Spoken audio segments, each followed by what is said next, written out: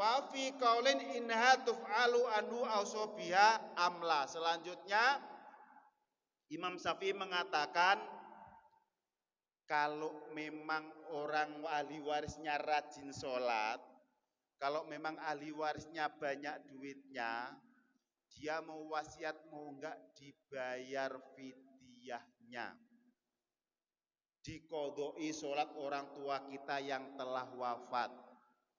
Auso biha amla, dia wasiat atau tidak.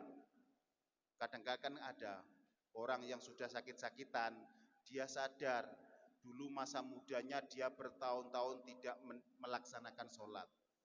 Sehingga ketika dia menjelang wafat sudah tahu dia mau mampus, ya, dia merasakan banyak harta. Hai anak-anakku ngumpul, aku punya banyak warisan, ya, karena aku punya banyak warisan.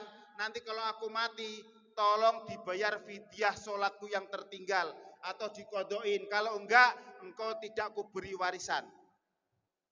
Kalau anak-anaknya enggak mau janji, warisannya diinfakkan ke Baitul Mal. Ya, kalau wasiat itu hukumnya fardu ain harus dijalankan karena hartanya ada, kecuali keluarganya miskin untuk makan saja susah, bagaimana untuk membayar fidyah sholat orang tuanya. Anaknya aja sholatnya keleleran, kadang sholat kadang enggak, bagaimana pula dia mau membayar qadha orang tuanya. Ya, jadi orang ngaji itu harus kalau hadis kita harus melihat asbabul wurudul hadis. Kalau Al-Quran kita harus melihat asbabun nuzul Al-Quran. Kalau qaulul ulama kita harus melihat apa alasan ulama tersebut mengatakan berfatwa demikian, ya. Jadi intinya kata Imam Syafi'i, kalau memang kita rajin sholat, kita banyak uang, kita banyak warisan, bayarlah fidyah orang tua kita yang banyak meninggalkan sholat. Makanya bapak-bapak, sekarang kalau kita nengok orang mati, ya, saudara-saudara, teman-teman hanya mengirim stiker innalillahi wa inna ilaihi raji'un, stiker saja. Ya, dia ngetik aja Allahumma ighfir lahu, dia males dia. Yang dikirim stiker. Nyampe enggak kiriman stiker itu pada sang mayit. Ya. Sementara keluarganya kalau bapaknya mati, paling nangis hanya 1 hari saja. Besoknya sudah main-main lagi, apalagi banyak warisannya. Dia berpikir, wah aku mau beli mobil. Itu makanya mumpung kita masih ada waktu, perbanyaklah bekal, perbanyaklah amal. Ya, agar nanti kita meninggal, kita tidak banyak berharap dengan makhluk di muka bumi ini. Tapi Bapak Ibu, kalau kita punya anak yang soleh, anak yang ahli Al-Quran, anak yang ahli ibadah, maka setiap ibadah anak-anak kita online secara langsung kita akan mendapatkan bagiannya. Kita punya anak nih, anak kita soleh, baca Al-Qurannya bagus, ahli ibadah. Setiap anak kita melaksanakan ibadah dan kita telah wafat, kita senantiasa mendapatkan aliran pahala. Sebaliknya Bapak Ibu, kalau kita punya anak tidak ahli Al-Quran, tidak soleh, dan suka dia melaksanakan maksiat, ketika anak tersebut melaksanakan maksiat, kita mendapatkan bagian dosanya. Tahu kenapa? Salah kita kenapa dulu anak kita nggak dididik secara islami. Tapi Bapak Ibu, kalau kita punya anak sudah dimasukkan pesantren, sudah dikuliahkan, dia sudah ahli Quran, tapi dia badung juga, itu sudah gugur kewajiban kita. Ketika dia melakukan maksiat, maka kita tidak mendapatkan dosanya. Makanya beruntung bagi Bapak Ibu yang memasukkan anak-anaknya ke pesantren.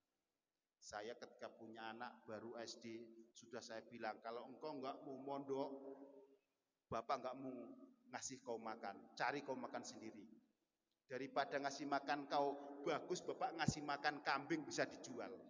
Untuk apa ngasih makan kau enggak mau ngaji? Nanti hanya membuat beban di neraka.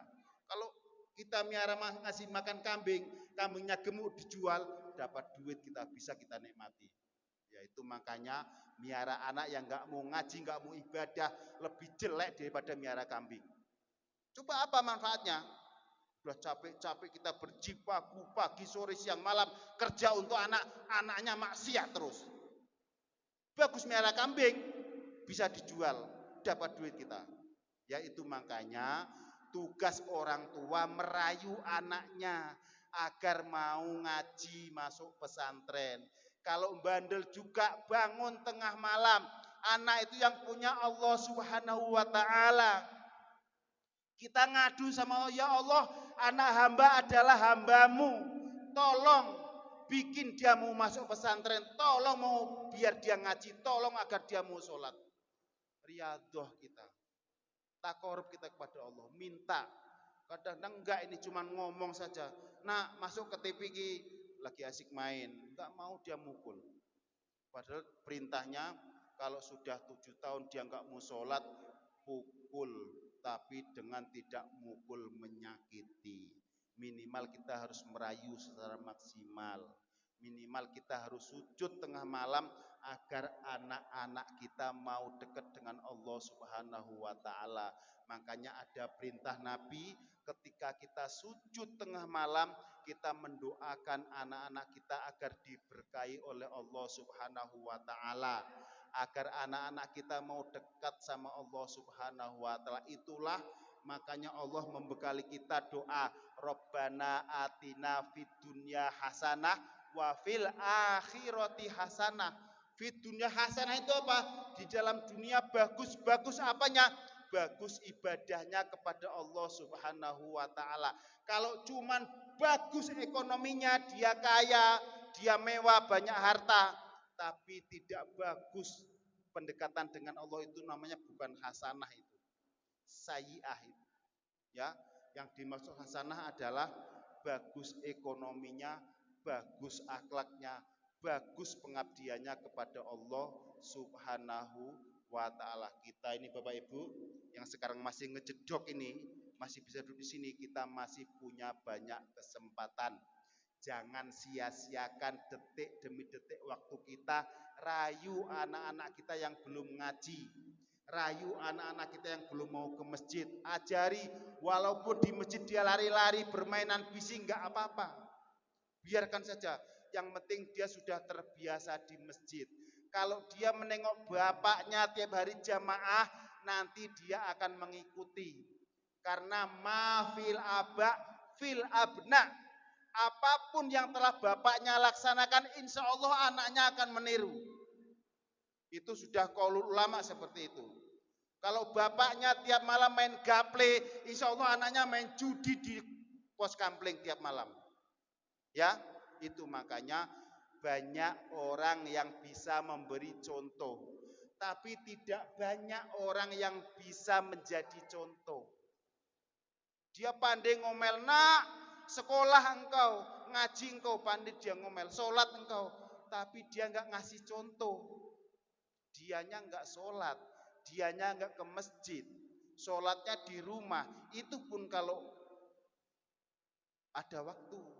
Kalau lagi sibuk dia mungkin tidak sholat. Itulah orang-orang yang celaka. Tapi kata Rasulullah, apapun kita, siapapun kita, sebanyak apapun maksiat dan dosa kita, kalau kita mau bertobat, Allah pasti mengampuni. Karena itu sudah jaminan dari Rasulullah Shallallahu Alaihi Wasallam. Ingat tadi kata Nabi Adam, ketika aku melaksanakan maksiat sekali, tobatku harus di Mekah. Sementara umat Muhammad dimanapun dia berada dan dia mau taubatan nasuha, pasti Allah terima taubatnya karena sudah dijamin oleh Rasulullah Sallallahu Alaihi Wasallam.